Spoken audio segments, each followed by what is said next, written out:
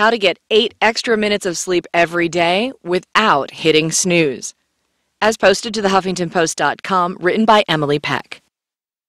When you have more control over when and where you work, you get more sleep.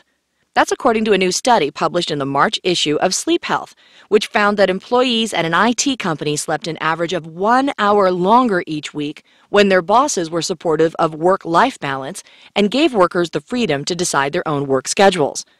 That translates into about 8 minutes extra a day, basically one hit on the snooze button.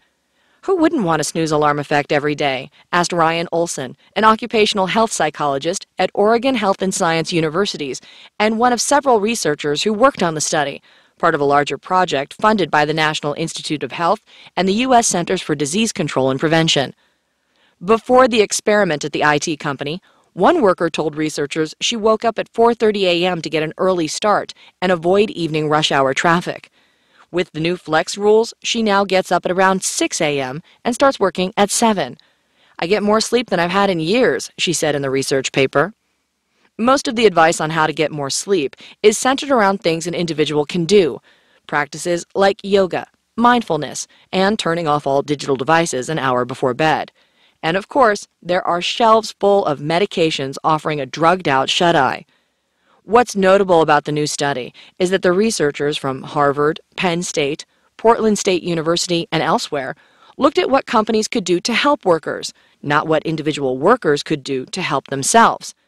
The broader aim of their project, which encompasses several studies, is to see what happens when companies take steps to help reduce the amount of work-family conflict workers face. This particular paper showcases one delightful result. Employees slept more when they had more control over their work and were less stressed about balancing the competing demands of home and work. The research is notable considering that about 30% of U.S. workers sleep less than 6 hours a night, according to the CDC. For the study, randomly selected groups of workers at the IT company were given the flexibility to decide when and where they could work, as long as they got their jobs done. Their sleep was tracked digitally with smartwatches.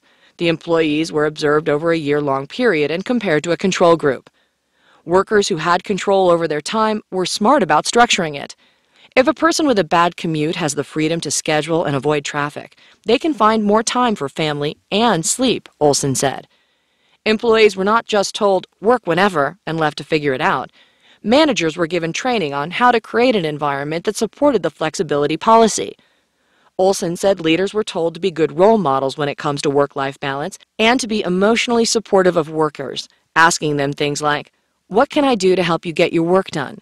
Some of these conversations allowed workers to express personal issues and helped managers figure out how to make their employees' lives easier. Supervisors were aware and supportive of everyone having a life outside of work, said Olson. They were accommodating of various scheduling demands. People didn't have to ask if they could work from home one morning or leave early to pick up a sick kid, he said.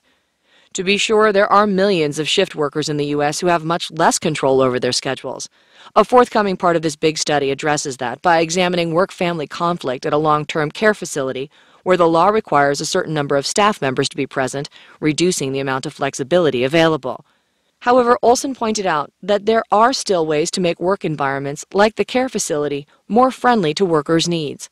Managers could give workers more advance notice of their schedules and the freedom to trade shifts with colleagues, and bosses can still be understanding.